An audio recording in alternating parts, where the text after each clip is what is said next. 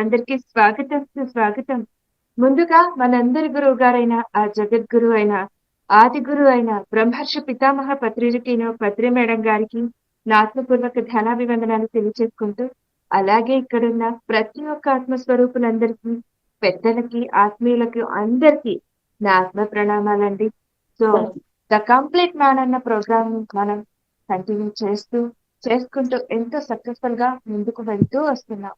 అవునా? సో అలాగే ప్రతిరోజు సీనియర్ మాస్టర్స్ యొక్క ఆధ్వర్యంలో ఈ కార్యక్రమం జరుగుతూ వస్తాం. అలాగే ఈ రోజు కూడా ఒక గొప్ప మాస్టర్, సో వారి ఆధ్వర్యంలో ఈ రోజు ఈ సజ్జన సాంగత్యం కొనసాగింపబడుతుంది. సో వారే జీకే సార్, గోపాలకృష్ణ గారు. సో మనకందరికి కూడా సుపరిచితులు స్పిరిచువల్ టాబ్లెట్స్ అన్న ఆ పదం ద్వారా. ఏంటి స్పిరిచువల్ టాబ్లెట్స్ అంటే మనం చెప్పడానికి చాలా పెద్ద విషయం ఉందండి. సో దాన్ని ఒక ప్రపంచనాన్ని సృష్టించేశారు వైజాగ్ లో. వారే కాక వారి కుటుంబ సభ్యులంతా కూడా ఈ జ్ఞాన మార్గంలో వచ్చి ఈ సేవా మార్గంలో వారు ఉంటూ వారి జన్మని ధన్యం చేసుకుంటున్నారనే చెప్పొచ్చు. అలాగే జీకే సార్ యొక్క ఆధ్వర్యంలో ఎంత మంది స్వస్థత చేకూర్చారో కూడా మనం చెప్పొచ్చు అండి. సో వారి అమ్మగారు మన రోజు వారి ఆధ్వర్యంలో జరుపుకోబోతున్న ఈ సజ్జన సాంగత్యం. సో వారే ఈశ్వరి అమ్మగారు.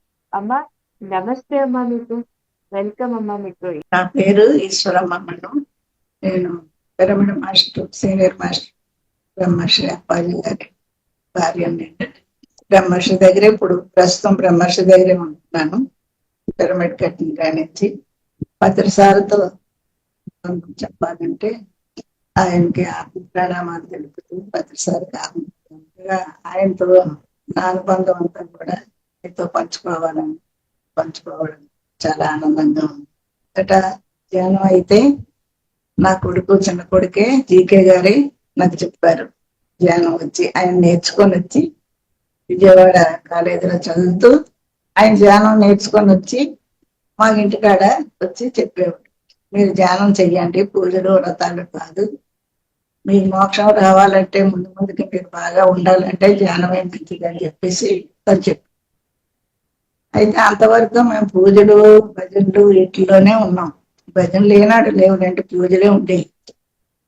అయితే ఎప్పుడు ఇన్ని సంవత్సరాలు బట్టి పూజలు చేస్తుంటే ఇప్పుడు పూజలు మానేమంటాడు, కళ్ళు మూసుకొని కూర్చోమంటాడు, ఏంటి ఇందులో ఏమొస్తుంది అని చెప్పేసి వాడు 2 రోజులు కళ్ళు మూసుకొని కూర్చొని ధ్యానం చేస్తూ వారు వెళ్ళిపోయాక భద్రసాల ధ్యానం వాళ్ళు వెళ్ళిపోయాక మేము మళ్ళీ మామూలుగా మా పనులు మేము చేసుకుంటాం. ఇలాగ కొద్ది రోజులు చూశాడు.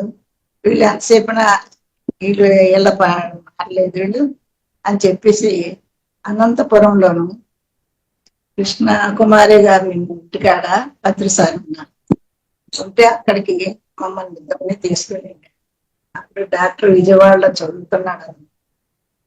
అప్పుడు మమ్మల్ని తీసుకొని వెళ్ళి అక్కడ మేడం ఇంటికాడ తీసుకుని వెళ్ళి సార్తో చెప్పాడు, మమ్మల్ని కూర్చోబెట్టి, వీళ్ళకి చెప్పండి సార్, నేను ఎంతసేపు ఇలా ఆలోచించుకుంటున్నారు, మీరైనా చెప్పండి వీళ్ళకి ధ్యానం చేయమని అని చెప్పాడు. సరే అప్పుడు సార్ మమ్మల్ని కూర్చోబెట్టి అదే తులీత సార్ని చూడటం, అంతవరకు మేము సార్ని చూడడం. సార్ని చూశాక మాకు ఒక విధమైనటువంటి ప్రతిభావం కలిగింది. ఆయన చూశాక పచ్చి సరాయి వేసుకుని కూర్చున్నారు మేడం గారు. సాయంకాలం ఇప్పుడు మమ్మల్ని ధ్యానానికి ధ్యానాన్ని ముందే కూర్చోబెట్టారు. సార్ దగ్గర సరే 3 చూసాం ధ్యానం, కానీ మాకు తెలియదు అంతసేపు అయిందని మాకు తెలియదు. ధ్యానం అయిన తర్వాత మమ్మల్ని ఇప్పుడు మీరు ఎంతసేపు చేశారు ధ్యానం అంటే ఒక 10 నిమిషాలు 15 నిమిషాలు అవుతుంది సార్ అన్నాం. అలా కాదు, మీరు 3 గంటలు ధ్యానం చేశారు అనుకున్నాను. అప్పుడే ధ్యానం మాకు తెలివి కూడా లేదు, అంత బాగా ధ్యానం అప్పుడు మాకు చాలా ఆనందపడ్డాం. అప్పుడు అన్నారనమాట అసలు సంగతి. అప్పుడు చెప్పాడు, మీరంతకి ఏం తింటారు మీరు, ఈ భోజనం అది ఏం చేస్తారని అడిగి. అయితే మరి మేము ఇలాగ 10 మందిలో ఉన్నాం కాదు సార్, మా అందరూ తినేదే మేము తింటున్నాము. అయితే కోడి మేక ఏం తింటున్నారు అవి చెప్పండి అన్నారు. అంటే చాలా రకాలు చెప్పారు. అవన్నీ చాలా కష్టం వేసింది. అవన్నీ మేము తినం సార్ అని చెప్పేసి, సరే ఈ వేళ నుంచి మేము పూర్తిగా మానేస్తున్నామంటే మేము శాఖాహారులం అయిపోతున్నాము, మేము ఈ వేళ నుంచి మేము నాన్ వెజ్ తినము అని చెప్పేసి సార్కి అక్కడే మాట ఇచ్చేసి ఇంటికి వచ్చాను. కాసేపు మాట్లాడిన తర్వాత ధ్యానం గురించి అన్ని చెప్పారు, కొన్ని మాటలు చెప్పారు, అవన్నీ ఆలకించి విజయవాడ వచ్చాం. వచ్చిన తర్వాత ఇంటికాడ ఉన్నవన్నీ బయట కాలువలు పారబోసి కాలువల కాడి నుంచి కూడా మేము ఇవాళ వరకు ఇంకా మరి ఆ వాసం కానీ అది కానీ మేము పట్టలేదండి. బాగా మాకు సార్ గైడెన్స్ ఇచ్చారు అక్కడ. ఆ తర్వాత కర్నూలు పిరమిడ్కి కొద్ది రోజులు పోయాక కర్నూలు పిరమిడ్కి తీసుకెళ్ళాను. కర్నూలు పిరమిడ్కి తీసుకెళ్ళాక ఆ కర్నూలు పిరమిడ్ లో ధ్యానం చేశాను. నేను కొద్దిసేపు, నేను మా రెండు అబ్బాయి, జ్యోతి కోడలు, ఆ టీకే గారు అందరం వెళ్ళాము. సార్ కూడా అక్కడ వచ్చారు. కాసేపు అప్పుడు కొత్త కదా, సార్తో వెళ్ళి మాట్లాడడం అవన్నీ కూడా చాలా భయంగా ఉంది.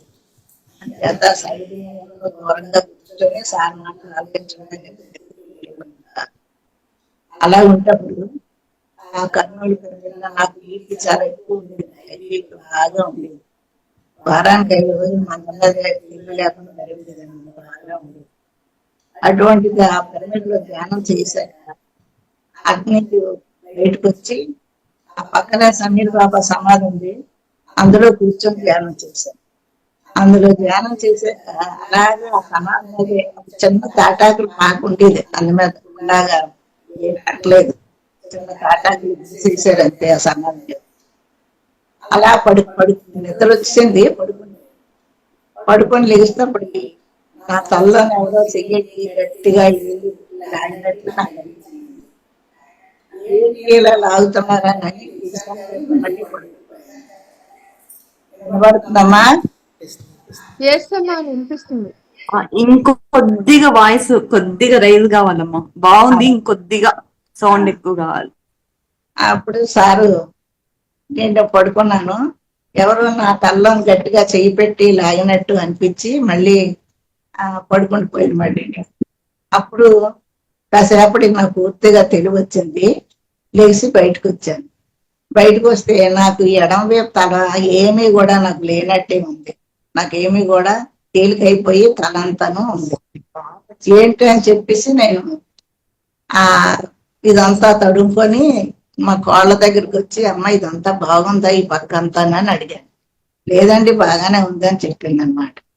అని చెప్పిన తర్వాత ఆ తర్వాత నేను అక్కడ ఇంటికి వచ్చాను. ఆ మర్నాడు కూడా 3 రోజులు కర్నూలు ధ్యాన యజ్ఞం ఇంటికి వచ్చేసాం. ఇంటికి వచ్చిన తర్వాత నేను 10 రోజులు పోయిన దాకా నేను బీపీ మాత్రం వేసుకోలేదు, నాకు బీపీ లేదు, రాలేదు.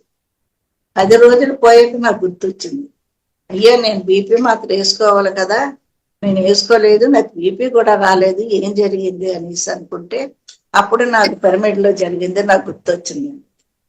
గుర్తొచ్చిన తర్వాత నేను మా బాబుకి చెప్పాను, ఇలా జరిగింది బాబు, నాకు బీపీ అనేది రాలేదు, పూర్తిగా పోయింది అని చెప్పాను.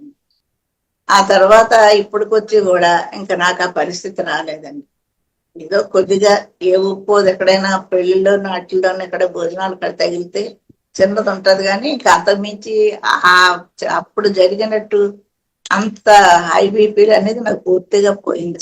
దాంతో ఎప్పుడైతే అది జరిగిందో మాకు చాలా ధ్యానం మీద బాగా నమ్మకం కూడా వచ్చింది, ధ్యానం చెయ్యాలని పట్టుదల కూడా వచ్చింది. ఇంకా అక్కడతోటి 40 రోజులు ధ్యానం, 40 రోజులు మండలం ధ్యానం చేయడం, తర్వాత 10 క్లాసులకి స్కూళ్ళకి వాటికి వెళ్ళి క్లాసులు చెప్పడం, ఇలాంటివన్నీ జరిగాయండి. నేను కూడా అప్పుడప్పుడు నేను కూడా ఎంతో వెళ్ళేదాన్ని. అలాగా ఆ కర్నూలు పిరమిడ్ అనుభవం అయిన తర్వాత ఆ తర్వాత సార్తో ట్రెక్కింగ్లు వెళ్ళేవాళ్ళం అండి. భైరవకోన అనే పెద్ద ట్రెక్కింగ్, చిన్న చిన్నవి వెళ్ళేవాళ్ళమి. ఆ భైరవకోన ట్రెక్కింగ్ అనేది మాకు చాలా గుర్తుండిపోయే ట్రెక్కింగ్ అనమాట. ఆ ట్రెక్కింగ్ కి మమ్మల్ని కూడా తీసుకెళ్ళారు. అయితే ఆ ముందు రోజే నేను అప్పటికి ఇంకా ట్రెక్కింగ్కి వెళ్తాను, అడవుల్లోకి వెళ్ళడం అంటే నాకు చాలా భయం. ఆ భయం మీద నేను వెళ్తానని అనుకోలేదు. కానీ నాకు ముందు రోజే ఆ కొండలు, ఆ దారి, అక్కడున్న ఎవరో తెల్లటి డ్రెస్ వేసుకొని ఒక దేవదూతలాగా అందరూ వచ్చి మాకు ఏవో సర్వే చేయడం ఇలాంటివన్నీ నాకు ముందు రోజే ధ్యానంలో కనబడ్డాయి. అప్పుడు అన్నాను, బాబు నాకు ఇలా కనబడ్డాయి అంటే మరి ఎందుకు ట్రెక్కింగ్కి వెళ్ళవు, సార్తో చక్కగా ట్రెక్కింగ్ వెళ్ళని చెప్పేసి బాబు చెప్పాడు. బాబు కూడా వచ్చాడు. అప్పుడు నేను ఆ 10 సార్లు మేము ఇద్దరిని బయలుదేరి వెళ్ళాము అందరితో. సుమారు దగ్గర 400 మంది ఉంటారేమో అప్పుడు మొదట్లో. అక్కడికి వెళ్తే ఆ దారంతా ఒక మరుమూల, చాలా దూరం ఒక కొండల్లో ఉంది. అక్కడికి వెళ్ళాం. వెళ్తేప్పటికి అక్కడ మధ్యాహ్నం భోజనం టైంకి వెళ్ళాము. అక్కడ చేరుకునేటప్పటికి ఆ భోజనం టైంకి వెళ్తేప్పటికి సార్ కూడా మాతోటే ఉన్నారు.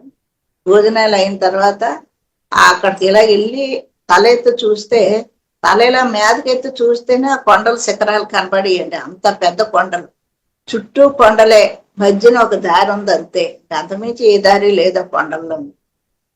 అబ్బాయి ఎవరు ఎక్కుతారు ఈ కొండలు, మానవ మాత్రలు ఎవరు ఎక్కలేరే ఈ కొండలు అని చెప్పేసి నేను అనుకున్నానండి.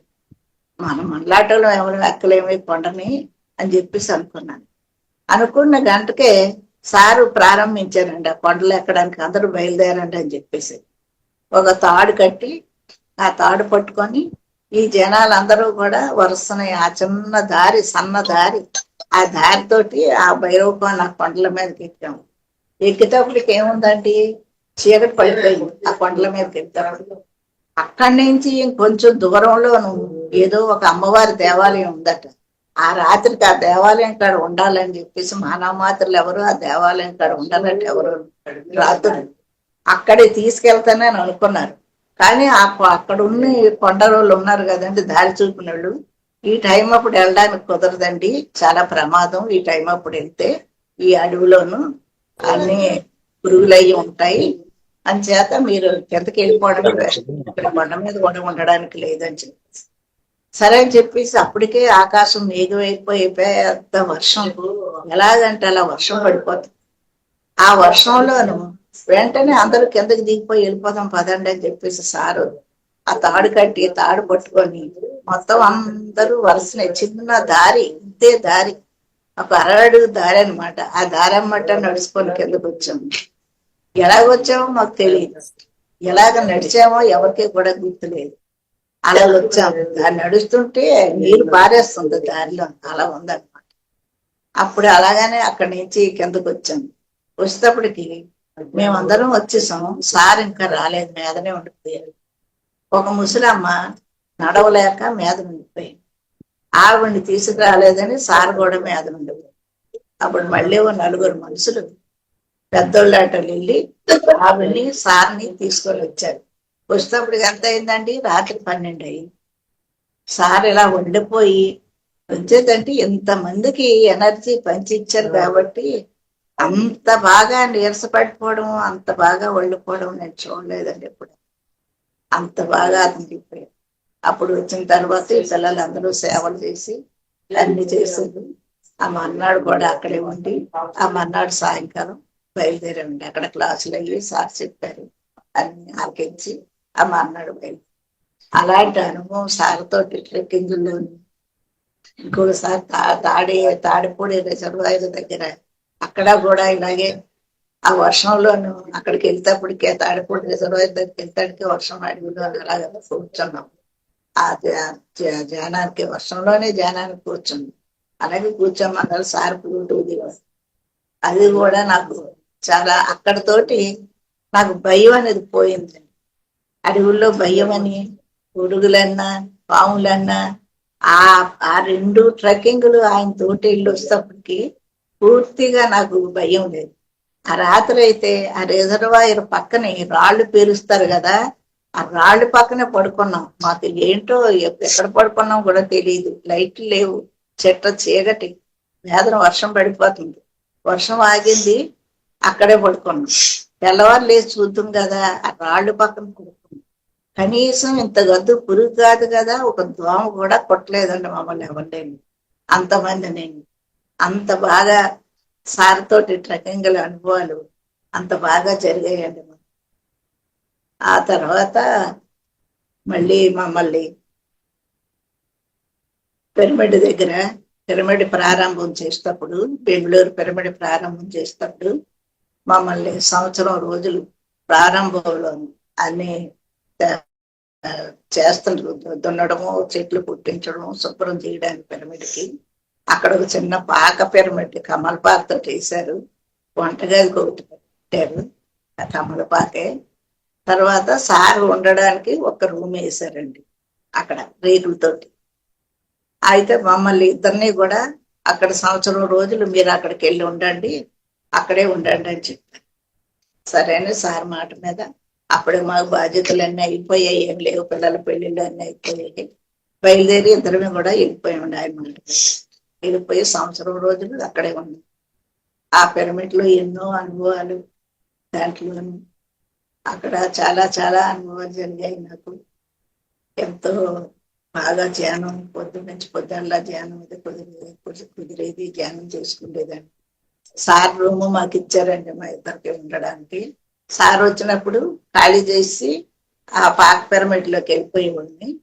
సార్ లేనప్పుడు మేము ఆ రూమ్ లో పడుకుంటేవాళ్ళం. చాలా అలాగా ఇచ్చేసారని. అలాగా సంవత్సరం రోజులు ఉంటప్పటికి సార్ అన్నారు, ఈజిప్ట్ వెళ్ళండి, ఈజిప్ట్ అందరం వెళ్తున్నాం, మీరు రండి ఈజిప్ట్ అన్నారు. సరే అని ఈజిప్ట్కి వెళ్ళాము. అప్పటి ముందునే నాకు మోకాళ్ళ నొప్పులు, బాగా మోకాళ్ళ నొప్పులు వచ్చాయి. ఆ సంవత్సరం రోజులు అక్కడ ఉన్నందుకు ఎయిర్ ఇండియా వారు అప్పుడు సంవత్సరానికి 25,000కి 12 టిక్కెట్లు శాంక్షన్ చేశారండి. 25,000కి 12 టిక్కెట్లు శాంక్షన్ చేశారు. ఆ సంవత్సరం మేము అక్కడ ఉండి ఆ 25,000 పెట్టి ఆ టిక్కెట్లు కొనుక్కొని 6 సార్లు వైజాగ్ అక్కడికి 6 సార్లు తిరిగామండి. మాకు పని వచ్చినప్పుడల్లా టికెట్ 2,000 చొప్పున అలా ఇచ్చారు. మాకు గుర్తు ఆ సంవత్సరం వాళ్ళు. అది అయిపోయింది. ఈ ముడుకుల నొప్పులు వచ్చాయి. నేను ఎలాగా తగ్గుతాయి అని అనుకుంటున్నాను. ఈ లోపుని ఇక్కడే మా పక్కనే దేవీపురం అని ఇక్కడ ఉంది. ఆ దేవీపురంలో నాకు చాలా కష్టం అయిపోయేది నడవడానికి, అడుగు తీసుకొని వేయలేకపోయేదాన్ని. అలా ఉంటప్పటికి ఆ దేవీపురం వెళ్ళాను. 3 రోజులు వాళ్ళు మౌనధ్యానం పెట్టారు, మన పిరమిడ్ మాస్టర్లే పెట్టారు. మౌనధ్యానంకి వెళ్తే ఆ 3 రోజుల్లో 2వ రోజు నాకు ఆ అమ్మవారు కనబడి, నీకు ఆపరేషన్ చేస్తాము, ముడుకులు బాగా పాడైపోయాయి, నీకు ఆపరేషన్ చేస్తాము, నీకు రమ్మని ఆ ఇద్దరు వచ్చి నన్ను తీసుకెళ్ళారండి. ఒక గోడలో స్విచ్ నొక్కగానే అక్కడ ఒక గది, ఆ బెడ్ ఉంది, ఆకుపచ్చ బట్టలు అన్ని, దుప్పటి అన్ని పరిచేసాను. నేను దారబంధం బయట ఉన్నాను, ద్వారం బయట. అప్పుడు అన్నారు, నీకు పూర్తిగా చేయడం అవ్వదు, బాగా పాడైపోయాయి, ఏదో తగుమాత్రం చేయడానికి అవుతుంది అని చెప్పేసి లేడీ మాటలు వినపడుతున్నాయి కానీ నాకేం కనపడలేదు ఎవరు. అప్పుడు నేను అన్నాను, చేస్తే పూర్తిగా చెయ్యండి అమ్మా, కానీ సగం చేసేస్తే నాకు ఉపయోగం ఏంటుంది, చేస్తే పూర్తిగా చేసి నన్ను విముక్తురాలు చెయ్యండి ఈ నొప్పి నుంచి అని చెప్పేసి నేను ఆ మాట అన్న తర్వాత ఇంకా వాళ్ళు ఎవరు ఇంకా నాకు మాటలు వినిపించలేదు. నేను మళ్ళీ మామూలుగా ధ్యానంలో కళ్ళు తెరిచాను. తెలిస్తే అక్కడ ఏమీ లేదు, అందరితో ధ్యానంలో కూర్చున్నాను. సరే 3వ రోజు కూడా ఏమైనా దాని కంటిన్యూస్ వస్తుందేమో అని చూశాను, ఏమి రాలేదు.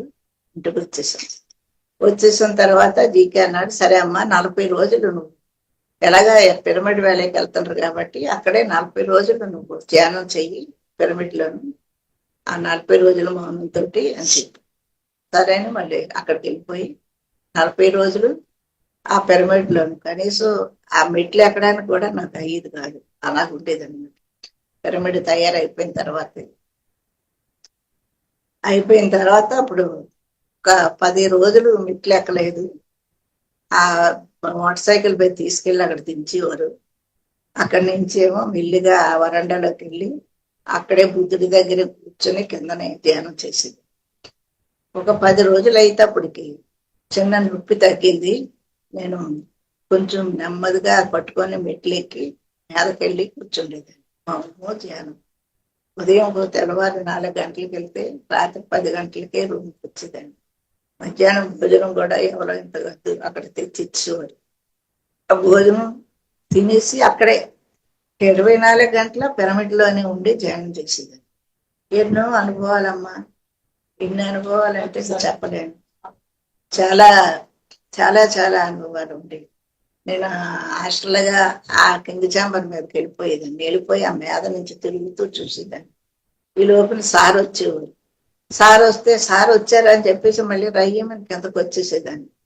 ఆయనతోటి కాసేపు తిరిగి మాట్లాడి మళ్ళీ ఆయన వెళ్ళిపోయేవారు. మళ్ళీ నేను కళ్ళు తెరిస్తే నేను ధ్యానంలోనే కూర్చోలేదు. ఏముండదు. ఇలాగ ఎన్నో హాస్టల్ ట్రావెల్లో ఇలాగ ఎన్నో జరిగింది. అలాగా ఒక 20 రోజులు అయింది. 20 రోజులు అయిపోయింది. నాకు ఏమీ కూడా చిన్నది కూడా ఏదో చిన్నదే తగ్గుతుంది కానీ పూర్తిగా నాకు ముఖాలకు తగ్గలేదు.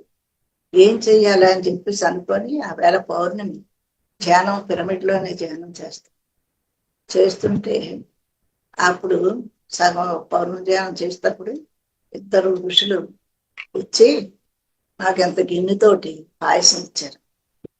చక్కగా ఎలాగంటే తలది ఇలా గుండెలాగా దిగుస్తుంది. తలది సికలేట్స్ ఉన్నాయి.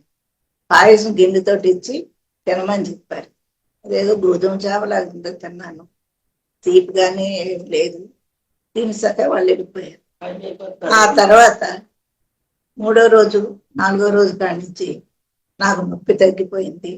నేను మామూలుగా నా అంతలో నేనే నడుచుకొని చిన్నగా పిరమిడ్కి వెళ్ళిపోవడం మొదలెట్టి నాకు అది జరిగిన తర్వాత అక్కడి నుంచి ఆ కొండ మీద శివుడి గుడికి కూడా శివుడు దీని దగ్గర కూడా వెళ్ళాను. నడుచుకొని వెళ్ళాను. అలాగ అయింది. ఆ పూర్తిగా ఇలాగ అయిందండి. సార్ వచ్చినప్పుడు ఇంకోసారి వచ్చేవాడు. ఇలాగ అయిందండి, నాకు ఇలా జరిగిందని చెప్పాను. సార్ చాలా చప్పట్లు కొట్టించి అందరి చేత చాలా చేయించి అప్పుడు మీరు ఈజిప్ట్ రండి, ఈజిప్ట్ వెళ్తున్నాం అందరూ విని, మీరు కూడా ఈజిప్ట్ రండి అని చెప్పేసి మాకు గిఫ్ట్ గా చెప్పారండి. సరే చాలా మంచిది, ఎప్పుడు చూడలేదు కదా అని చెప్పేసి మేము కూడా బయలుదేరాం ఈజిప్ట్ వెళ్ళడానికి. ఈజిప్ట్ బయలుదేరి సార్ తోటి ఏదో నుంచి ఏదో కొన్ని ఊళ్ళు చూపించారు, అటు నుంచి ఊళ్ళు చూపించారు. ఆ ఈజిప్ట్ లో తీసుకెళ్ళాక అక్కడ ఆ కింగ్ చాంబరు, క్వీన్ చాంబరు, ఆ సంవత్సరమే king chamber, queen chamber open చేశారట. అంతవరకు అందరూ వెళ్తే పిరమిడ్ చుట్టూ తిరిగి వచ్చేయడమే కానీ లోపలికి ఎవరు పంపేవారు కాదు. ఆ సంవత్సరం సార్ తీసుకెళ్ళిన సంవత్సరమే మమ్మల్ని అందరినీ కూడా ఆ కింగ్ చాంబరు మెట్లు అక్కడ ఒక 10 అంతస్తుల మెట్లు ఉంటాయి మీదకి కింగ్ చాంబర్కి వెళ్ళడానికి. అక్కడ ఎలా ఉంది, తాళ్ళు ఇటు అటు కట్టి చెక్కలు మెట్లులాగా చెక్కలు పెట్టారండి. నేను అప్పుడే కొత్తగా నాకు ఇంకా నొప్పి తగ్గుతుంది చూసి ఈ మెట్లన్నీ నేను ఎక్కుతాడు మళ్ళీ నాకు నొప్పి లావైపోద్దేమో, నేను ఎలాగ వెళ్ళగలను, సరే మీరు వెళ్ళి చూసి వచ్చేయండి, నేను కిందన ఉంటాననేసి నేను చెప్పాను.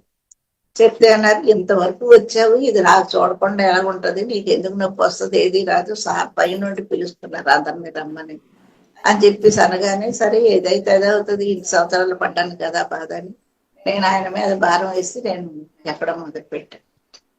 నేను నాకు ఇంకా 10 మెట్లు ఉన్నాయి అనగానే సార్ కిందకి దిగి వచ్చి నా చెయ్యట్టుకొని మీదకి తీసుకెళ్ళాడు. చాలా సంతోషం వేసింది, చాలా ఆనందం వేసింది. తర్వాత కింగ్ చాంబర్లో 1 గంట సేపు ధ్యానం చేయించారు. అక్కడి నుంచి మళ్ళీ క్వీన్ చాంబర్ 1 గంట ధ్యానం చేయించారు.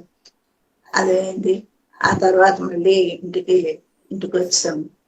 నా చేత నేను సార్ గురించి ఇంత సేవలు చేస్తుండ్రు, ఇంతమందికి ధ్యానం చెప్తుండ్రు, ఈమెకి మంచి పాటలు అంటే సంగీతం అంటే చాలా ఇష్టం కదా, నేర్చుకోవాలని నేను అన్నమయ్య పుస్తకాలన్నీ తిరిగేస్తే అన్నమయ్య పాట ఒకటి నాకు కనబడింది. ఆయన వెంకటేశ్వరుడి గురించి రాసుకున్నారేమో నాకు తెలియదు, కానీ ఆ పాట మటుకు సార్ చేసిన పనులకి, సార్ చేసిన మాటలకి, ధ్యానానికి సరిగ్గా సరిపోయిందని అనుకొని ఆ పాట నా ఓనుగా నేను ఒక 50 సార్లు ఆలపించి నేర్చుకొని ఆయన వచ్చినప్పుడు ఒకసారి నేను పాడాను మా ఇంటి దగ్గరే. నెలకోసారి 2 నెలలకోసారి వైజాగ్ వస్తే మట్టు కంపల్సరిగా మా ఇంటి కాడికే వచ్చేవారు. వచ్చినప్పుడు ఒక 200 మంది దాకా మనుషులందరికీ పెళ్లి చేసేవాడు, అందరూ వచ్చేవారు. ఆయనే 4 రకాల కాయగూరలు తెచ్చడితే అన్నం ఒకటే మేము ఉండేవాళ్ళం, కాయగూరలన్నీ కట్ చేయించి ఉంచుతాయి ముస్తాబు ఆయనే దగ్గరుండి కట్ చేయించు ఎలా వండాలో నేర్పించారు, ఎలా కొయ్యాలో నేర్పించారు, ఎలా వడ్డన చెయ్యాలో నేర్పించారు, అన్నీ కూడా ఎలాగ గెస్టులు చూడాలో నేర్పించారు. ఇవన్నీ ఒక కన్న తల్లి అయినా చెప్పదండి. అంత బాగా నాకు మా కోడళ్ళకి అందరికీ కూడా ఆ మర్యాదలు అవన్నీ కూడా ఆయన దగ్గర నేర్చుకున్నవి ఇవన్నీ అంత బాగా మాకు తర్ఫీదు ఇచ్చారన్నమాట ఆయన. అందులోనూ క్లాసులు రాత్రంతా పడుకోకుండా తెల్లవార్లు మాకు అలాగ చెప్తానే ఉంటారు, క్లాసులు చెప్తానే. అవన్నీ అంత బాగా అతని దగ్గర మేము నేర్చుకున్నాం. ఆ తర్వాత వచ్చిన తర్వాత ఇక్కడ ధ్యానమా చక్రం అయిందండి. ధ్యానం ఇక్కడ ఎందుకు వచ్చేసిన తర్వాత చక్కగా మేతకి వెళ్ళాను, మళ్ళీ మెట్లు దిగి వచ్చాను, నాకు ఏ నొప్పి లేదండి, చాలా అంత తగ్గిపోయింది. అప్పుడు ఈ ధ్యానమహా చక్రం అయింది. ధ్యానమహా చక్రం అయినప్పుడు మా మా మా అమ్మగారికి బాగలేదు. సార్ వారానికి ఒకసారి వచ్చి ఇక్కడ పనులు ఎలాగ అవుతున్నాయి అని చూడడానికి వారానికి ఒకసారి కంపల్సరిగా వచ్చేవారు. అప్పుడు ఇంటికి వచ్చేవారు కాదు, అక్కడే ఆ స్పాట్ లోకే వచ్చేవారు. మేమందరం అక్కడికే వెళ్ళేవాళ్ళం. ఆయన ఏం చెప్తే ఆలకించి ఆ పనులు మర్నాడు సార్ వచ్చేదాకా చేసుకునేవాళ్ళం. అలాగా రెడ్డినాయుడు గారు టౌన్ లో ఉండే చాలా మంది సీనియర్ మాస్టర్లు అందరూ కూడా అక్కడే ఉండేవారండి, మొత్తం చాలా మంది అందరూ. ఆ తర్వాత అప్పుడే మా అమ్మగారు బాగలేదండి. బాగులేక ఇంకా ఒక 3 రోజులు ధ్యాన యజ్ఞం ప్రారంభం అవుతుందనగా మా అమ్మగారు ముందు రోజే బాగలేదు. నేను వెళ్ళాను చూసి, సార్ వస్తారు ఇప్పుడే అమ్మా, నేను మళ్ళీ వస్తాను, తెల్లవారు వస్తాను ఉదయాన్నే అని చెప్పేసి నేను అమ్మ ఉండమన్నా ఉండకుండా నేను వచ్చేసాను. వచ్చేసేటప్పటికి అప్పటికే ఆలస్యమైంది, సార్ బయలుదేరి వెళ్ళిపోతున్నాను. గబగబలాడుతున్నా నేను వెళ్ళి, సార్ వచ్చారా వెళ్ళిపోతున్నారా, నేను రావడం ఆలస్యం అయిందండి అని చెప్పేసి అమ్మగారికి బాగాలేదు వెళ్ళానని చెప్పాను. అనగానే సరే అని చెప్పేసి ఇలా తీసుకొని తన గుండెలకి నా బుర్ర అద్దుకొని అలాగే ఉండిపోయాను. అలా ఎంతసేపు ఉండిపోయారో నాకు తెలియదు, 10 నిమిషాలు 15 నిమిషాలు ఉన్నాను అలా. సరే అయితే వస్తాను మేడం చూసుకోండి అని చెప్పేసి వెళ్ళిపోయాను. సరే అయిపోయింది. తెల్లారితప్పటికి నాకు కబురు వచ్చింది, అమ్మగారు కాలం చేశారు రమ్మని. వెంటనే నేను వెళ్ళాను. వెళితే చెప్తే నమ్మరు కానండి, నాలో అసలు దుఃఖం లేదండి. ఎవరిదో పైగా బాడీ చూస్తున్నాను నేను అంతే. నాకు దుఃఖమో లేదు, ఆవిడ మీద మమకారం లేదు, ఏమీ లేదు. ఒక నిర్లిప్త దండిది నా మనసులోకి వచ్చిందండి. ఆవిడని తీసుకెళ్ళాను, అందరూ ఏడుస్తున్నారు, తమ్ముళ్ళు చెల్లెళ్ళు అందరూ ఏడుస్తున్నారు. నేను మట్టుకు నా కంటి నీరు చుక్క ఒక చుక్క రాలేదండి. అలా చూస్తున్నాను అంతే, ఆ పనులన్నీ చేస్తుంటారు అలా చూస్తున్నాను. అన్నీ అయిపోయాయి, ఇంటికి వచ్చేసాను. తర్వాత మర్నాడికి ధ్యానయజ్ఞం ప్రారంభమైంది. నేను ఇలా ధ్యానయజ్ఞం ఉంది, నేను అందులోకి వెళ్తున్నాను, నేను మధ్య మధ్యలో ఇస్తున్నాను అలా చెప్పేశాను. ధ్యానయజ్ఞం అయిపోయింది పూర్తిగాను. తర్వాత అందులోనే అమ్మగారి కార్యక్రమం కూడా అయిపోయింది. 1 గంట ఇల్లు వచ్చేసాను, అయిపోయింది. తర్వాత ఒక 15 రోజులు పోనిచ్చి నేను ఒక రోజు ధ్యానానికి మామూలుగా ఉదయం 10 గంటలకు ధ్యానానికి కూర్చుంటే అప్పుడు అమ్మ గుర్తుకొచ్చిందండి. అమ్మ గుర్తుకొచ్చి అప్పుడు వచ్చింది దుఃఖం. అంతవరకు నాకు ఆవిడ మీద తనుపు లేదు, నాకు దుఃఖం లేదు. సార్ ఎంత కరుణతోటి నాకు దుఃఖం లేకుండా ఆ ధ్యాన మహాచక్రం అనే పండగలో నన్ను ఎంత బాగా ఆయన మౌల్డ్ చేశారంటే మరి ఇంక నేను ఇప్పటికీ కూడా నేను మర్చిపోలేనండి. అంత బాగా మమ్మల్ని చూసేవారు అన్నమాట. అప్పుడు నా చీర అంతా తడిసిపోయిందండి, ఎంతసేపు ఏడ్చానో నాకే తెలియదు. అప్పుడు ఆ దుఃఖం అంతా బయటకు వచ్చింది. అప్పుడు అనుకున్నాను, మమ్మల్ని నన్ను ఇంత బాగా మీరు చూశారు కాబట్టి నేను ఎంత రుణం పడాలా, మీరు ఏం చేయగలను, నేను మీకు ఏమి ఇవ్వగలను, నేను నా జీవితాంతం ధ్యానం చెప్పడం ధ్యానం చేయడం తప్పించాను, అంత మీకు మీకు ఇవ్వలేం కదా అనేసి సార్కి ధన్యవాదాలు చెప్పుకుని అక్కడితోటి అదే జరిగిందండి. ఇలాగ ఎన్నో ఎన్నో అమ్మ, ఇంకా చెప్పలేను, ఎన్నో ఉంటాయి, చాలా చాలా అవన్నీ. ఆ తర్వాత ధ్యాన ప్రచారం మళ్ళీ పూరి జగన్నాథం వెళ్ళి ధ్యాన ప్రచారం చేయమన్నారు. 4 రోజులు అక్కడ ఉండి సత్రంలో నుండి పూరి జగన్నాథంలో ధ్యాన ప్రచారం చేసి అక్కడ 2 క్లాసులు పెద్ద క్లాసులే సార్ వచ్చారు, క్లాసులు అయినాయి, అది అయిపోయింది. తర్వాత మహర్షి వెళ్ళమన్నారు, అక్కడ ఒక 10 రోజులు అక్కడికి వెళ్ళొచ్చారు. తర్వాత సింగపూర్ వెళ్ళమన్నారు. జగదీశ్వర మేడము, ఇంకొక మేడం మణి మేడం అని టౌన్ లో ఉన్నారు, ఆవిడ, నేను, ఇతను, మా మనవరాలు పద్మ, 5గురిని వెళ్ళి 4 రోజులు ఆ సింగపూర్ లోపలికండి పల్లెటూళ్ళలోకి వెళ్ళిపోయి ఆ మలేషియా పల్లెటూరులోకి వెళ్ళి అక్కడ మన తెలుగు వాళ్ళందరికీ 4 రోజులు ఉండి ధ్యానం చెప్పి వచ్చాము. మేము 4 రోజులు అయిపోయి వచ్చాము. ఆ మేడం వాళ్ళు ఇంకా 15 రోజులు ఉండి ఇంకా చెప్పి వస్తామమ్మా, మీరు వెళ్ళిపోండి అన్నారు. మేము వచ్చేసాము. వాళ్ళు ఇంకా ఉండి చెప్పొచ్చారు. అలాగా ఆయన ఎక్కడికి వెళ్ళిపోమంటే అక్కడికి వెళ్ళిపోవడమే గాని ఇంకా ఎందుకు వెళ్ళమంటున్నారు, ఎందుకు వెళ్ళాలా అన్న ఆలోచనే మాకు ఉండేది కాదు. అలా వెళ్ళిపోయింది. సార్ అయితే ఇంటికాడ ఉన్నని చెప్పు తెల్లవారు 4 గంటల క్యారేజ్ కట్టుకొని 5 మనుషులకి కారు వేసుకొని ఒక 4గురిని తీసుకొని పల్లెటూళ్ళకి వెళ్ళిపోయేవారండి. ఆ సభవరము, ఎస్కోట ఇలాగ దూరాలకు వెళ్ళిపోయేవారు.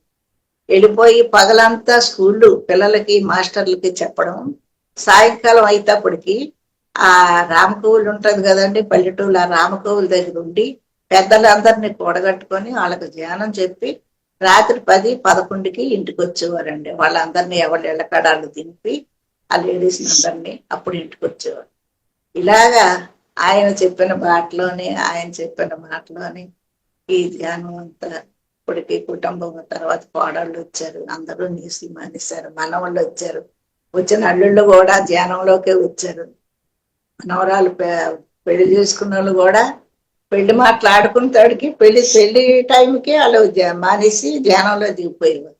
ఇలాగే ఉండేదండి. అలాగా కోడళ్ళు అంతే, కూతుళ్ళు అల్లుళ్ళు అందరూ కూడా మొత్తం 30 మందిని కూడా ఈ ధ్యానం ప్రచారమే, ఈ ధ్యానమే లోకము, సారే లోకం.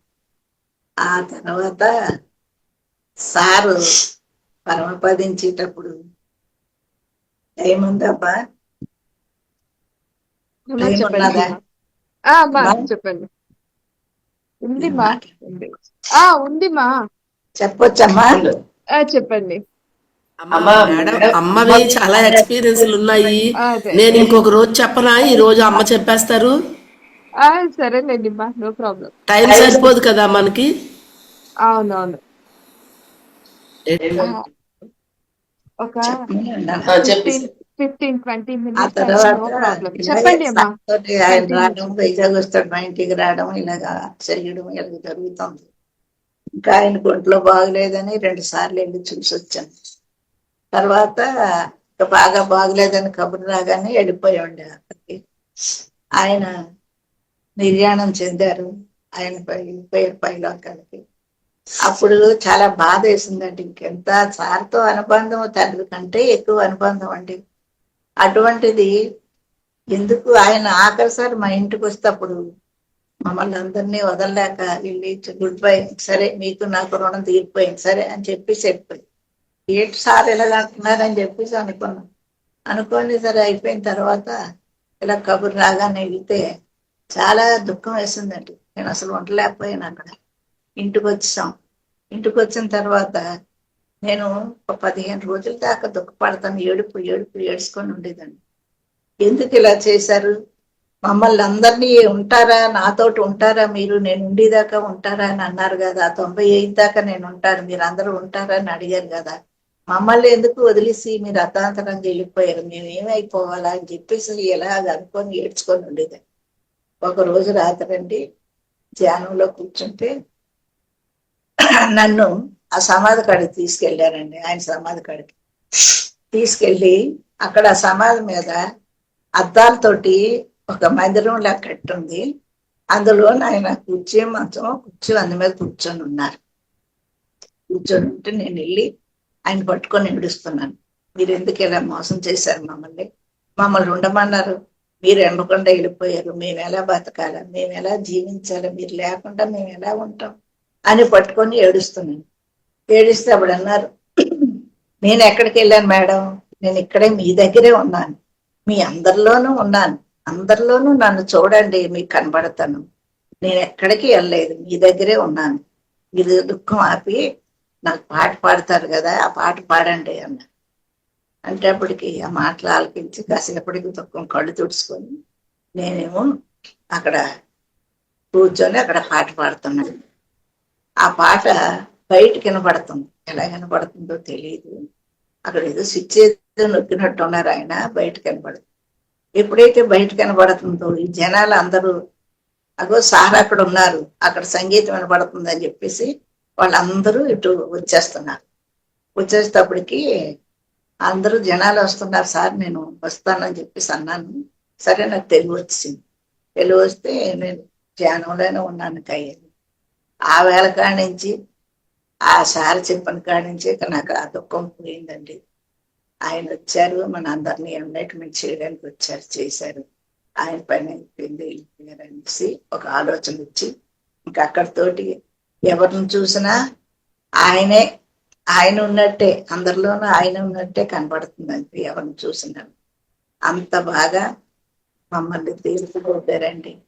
ఆయనకి శతకోటి ప్రణామాలు, శతకోటి ధ్యాన వందనాలు చేసిన మాకు రుణం తీరదండి. మేము చేయడానికి ఇంకా అంత మించి మాకు శక్తులు కూడా లేదు. చేత ఆయనకి ఎన్నో వేల వేల ధ్యానాభివందనాలు తెలుపుతూ నేను వీలంత వరకు నేను ముగిస్తానండి. మీరు పాట పాడి వినిపించేవారు అన్నారు కదా, ఆ పాట మాకు కూడా పాడి వినిపించండి. మాట వినపడలేదు. పాట పాట పాడి మాకు కూడా ఆ పాట పాడి వినిపించండి అంటుంది.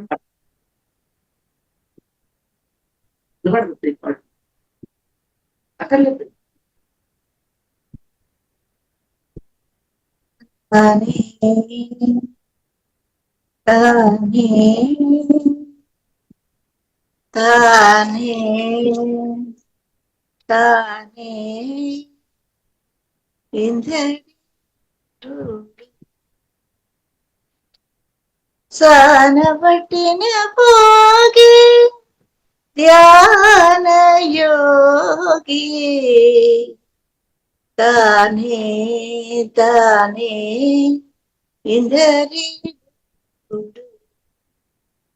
సానబట్టిన పోగి ధ్యాన యోగి తానే తానే అపరిమితములైన యజ్ఞాలు బడిసే ప్రపన్నులకు బుద్ధి ప్రచరించి అపరిమితములైన యజ్ఞాలు బడిసేయ ప్రపన్నులకు బుద్ధి ప్రచరించి తపముగా బలపరి త్యాగము చేయించు కపురుల గరిమెల కర్మయోగి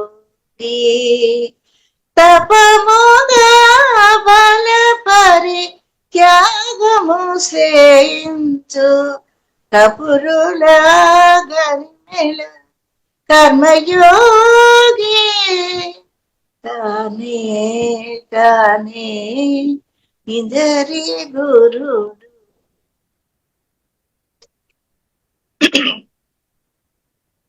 6 నెలల ముందు కాడి నుంచి ఎంతో పెద్ద పెద్ద పందిళ్ళ ఈ మానవ మాత్రలకు సాధ్యమమ్మా. ఆ ధ్యాన యజ్ఞానికి వేసిన ఇవన్నీ, ఆ అందానికి అవన్నీ ఎంతమంది ఎవరు చేసినా ఒక తపస్సుగా భావించి చేశారే గాని నాకు కష్టం అయిపోతుందని కూడా ఎప్పుడు కూడా ఎవరు అనుకోలేదు. ఎంతమంది, ఎన్ని వందల మంది ఆ పందిళ్ళు వేసేవారా, శుభ్రాలు చేసేవారా అవన్నీ. అలాగా మనుషులు తయారు చేసి వాళ్ళని తప్పముగా బయలుదేరి వాళ్ళ యోగుల కింద, కర్మయోగుల కింద, కర్మలోను కూడా వాళ్ళని, ఆ పనులు చేయడంలోను కూడా వాళ్ళని యోగుల కింద తయారు చేశారు. అంతటి మంచి మనసు శారదమ్మ. ఈ పాట అనేది అందుకే నాకు చాలా ఇష్టపడి సార్ గురించి నేర్చుకున్నాను. అన్ని చేతలను బ్రహ్మార్పణ విధి మన్నించు బుద్ధులను మరుగ చెప్పి అన్ని చేతలను బ్రహ్మార్పణ విధిసేయ మన్నించు బుద్ధులను మరుగ చెప్పి ఉన్నత పదముల కొనరంగ కరుణించు పన్నగా శ్రయనుడే బ్రహ్మయోగి ఉన్నత పదముల కొనరంగ కరుణించు పన్నగా శ్రయనుడే బ్రహ్మయోగి తానే తానే ఇందరి గురుడు. ఎన్ని పనులు చేసినా ఆ చేసిన చేతలన్నీ కూడా ఒక యోగం కింద అందరూ అనుకొని అంటే అటువంటి వాళ్ళని అందరినీ వాళ్ళు చేసిన పనులన్నిటికీ కూడా ఒక బ్రహ్మ యోగి ఎలాగంటే ఒక సముద్రం మీద ఆయన పడుకొని ఆ బ్రహ్మంలోకి ఆయన ఎలాగైతే వెళ్ళి ఉన్నాడో మహావిష్ణువులాగా అటువంటి యోగంలోకి మనల్ని తీసుకెళ్ళడానికి ఆయన ఇవన్నీ మనకి నేర్పాడము. అటువంటి యోగం కూడా మనకి ఇచ్చారట, ఇవ్వడానికి సిద్ధపడి ఉన్నారట ఆయన బ్రహ్మయోగి. బ్రహ్మయోగి అంటే చూడండి, బ్రహ్మర్షులు అందరినీ బ్రహ్మర్షులు చేసే యోగుల్లా చేయడానికి చేశారనమాట. అది తర్వాత తనగా కపిలుడై దత్తాత్రేయుడై ఘనమైన మహిమ శ్రీ వెంకటరాయుడై తనరగా కపిలుడై దత్తాత్రేయుడై ఘనమైన మహిమ శ్రీ వెంకటరాయుడై పునరగ సంసార యోగమున కృపజేయు అనిమిషాగతులను అభ్యాస యోగి. పునరగ సంసార యోగమున కృపసేయు అనిమిషాగతులను అభ్యాస యోగి. మనం ఎంతో ఒదిగ్గా ఈ సంసారంలోనూ యోగంలోనూ కూడా మనం ఒదిగ్గా ఇటు సంసారంలో ఉంటూ అటు ధ్యానం చేయడానికి మనకి తర్ఫీదు ఇచ్చారు. అనిమిష గతులు అంటే రెప్ప వేసి తీసేటప్పుడు కూడా మనల్ని ఆ టైంలోనూ కూడా మనల్ని కాపాడేవారట. అలాగ కాపాడి మొదట కపిల మహర్షి, తర్వాత దత్తాత్రేయుడు, తర్వాత శ్రీనివాసుడయి ఈ గురువు రూపంలో మనల్ని వచ్చి ఇవన్నీ కూడా మన చేత అభ్యాసం చేయించారు. ఆ పందిళ్ళు వేయడం కానీ, ఆ పనులు చేయడం కానీ, ఈ ధ్యానం చేయడం కానీ ఇవన్నీ కూడా మన చేత అభ్యాసం చేయించినటువంటి మా గురువుకి ఆత్మాభివందనాలు తెలుపుతూ తానే తానే ఇందరి గురుడు తానే తానే. చాలా సంతోషం అమ్మా నాకు ఈ అవకాశం ఇచ్చినందుకు. Indu madam, let's clap for a song. Thank you so much, Amma. Thank you. ఈ క్లాస్ నాకు ఇచ్చినందుకు ఏదో నాకు వచ్చినాయి ఏదో చెప్పాను నేను. అది తప్పుడుంటే అందరూ క్షమించండి నన్ను. లేదమ్మా, మీ దగ్గర నుంచి మేము చాలా నేర్చుకోవాలి. ఎందుకంటే ఆ డెడికేషన్, సార్ పట్ల మీకుండే ఆ గౌరవం, అది మేమంతా అక్కడ ఇప్పుడు మేమంతా అక్కడ మళ్ళీ మిమ్మల్ని అందరినీ చూసి మేము నేర్చుకొని ఆ సేవ ఎంతటి భాగ్యాన్ని కలిగిస్తుందో. సో మరి సేవ అంటే ఏంటి, మీలాంటి పెద్దల్ని చూసే కదా మేమంతా నేర్చుకోవాలి. మా చాలా సంతోషం. మీరు పాట పాడుతుంటే సార్ పైన మీకు ఎంత అభిమానం, ఎంత గౌరవం ఉంది అనేది మాకు తెలుస్తుంది. ఎప్పుడు ఎక్కడికి ఆయనతో వెళ్ళినా ఇంటికాడికి వచ్చినా పాట పాడించుకొని ఆలకించకుండా వెళ్ళేవారు కాదమ్మా. సార్కి ఎన్నిసార్లు పాడానో నాకే తెలీదు. అంత బాగా అక్కడ వ్యాలీలోకి వెళ్ళినా అక్కడే పాడించుకుండేవారు, ఇంటికి వచ్చినా పాడించుకుండేవారు, ఎక్కడైనా క్లాసులకు వెళ్ళినా పాడించుకుండేవారు. ఆ పాట ఆలకించకుండా వెళ్ళేవారు కాదు. ఇంకా ఎన్నో పాటలు కానీ ఈ పాట ఖచ్చితంగా ఆయన ఆలకించేవారు. అది అలాగా ఆ వరాన్ని కూడా ఆయన అనుగ్రహించారు. అక్కడి నుంచి సంగీతం కూడా నాకు మొదలైంది. సంగీతం కూడా టీచర్ని పెట్టుకొని సంగీతం కూడా నేర్చుకున్నాను నేను. అది ఇప్పటికే నేర్చుకుంటూనే ఉన్నాను, టీచర్ని పెట్టుకొని సంగీతం ఇప్పుడు నేర్చుకుంటాను. ఓ చూడండి మరి ఈ వయసులో కూడా మీరు మరి ఏమంటారు అంత ఆసక్తి నేర్చుకోవాలన్న తపన మరి. ఆయన అదే చాలా సంతోషం. సో మచ్ అమ్మా. సరే అమ్మ, మీ అందరికీ ధన్యవాదాలు. ఆలకించిన వాళ్ళందరికీ కూడా ధన్యవాదాలు, లేదు ఆత్మాభివందనాలు తెలుపుతున్నాను. మీకు మళ్ళీ ఇంకొక పాట పాడమని అడగాలని ఉంది కానీ నిజంగా చెప్తున్నాను మీరు పాట పాడుతుంటే అలాగ అందుకే హాయి వింటా ఉన్నాను అనమాట. అందుకే పత్రి సార్ మీతో అన్ని సార్లు పాడించుకున్నారు ఆయన అని అనిపించింది. చాలా సంతోషం, సంతోషం తల్లి. థ్యాంక్ యూ అమ్మా, థ్యాంక్ యూ సో మచ్. అడగగానే ఒప్పుకొని మాతో మీ అనుభవాలన్నీ కూడా పంచుకున్నందుకు థ్యాంక్ యూ సో మచ్. నేనే థ్యాంక్ యూ చెప్పాలి, మీరు నన్ను అడిగినందుకు నేనే మీ అందరికీ థ్యాంక్ యూ చెప్పాలి. అరుణ మేడం గారు. థ్యాంక్ యూ అమ్మా, thank you so much. Thank you Lakshmi madam. మీరు మిమ్మల్ని అడిగితే మీరు అమ్మని ఇచ్చారు. సో ఈ రోజు ఎంత సార్ తో ఎన్ని సంవత్సరాలు జర్నీ చేసిన ఎంత అద్భుతమైన ఎక్స్పీరియన్సెస్ కానీ నాలెడ్జ్ కానీ అంతా కానీ అమ్మ ద్వారా తెలుసుకోవడానికి మాకు ఎంత ఆపర్చునిటీ ఇచ్చినందుకు thank you. I'm very very grateful.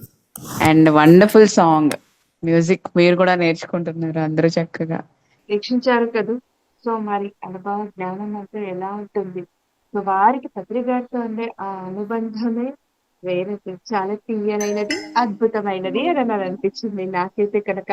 So మీరు ఈ వీక్షించబోయే వారందరూ కూడా అంతే అనుభూతిని ఆస్వాదిస్తారని కోరుకుంటూ, so thank you so much friends. కృతజ్ఞతలు, ధన్యవాదాలు. రేపు మరొక మాస్టర్ యొక్క ఆధ్వర్యంలో ఈ సజ్జన సాంగత్యం కొనసాగించబడుతుంది. Thank you.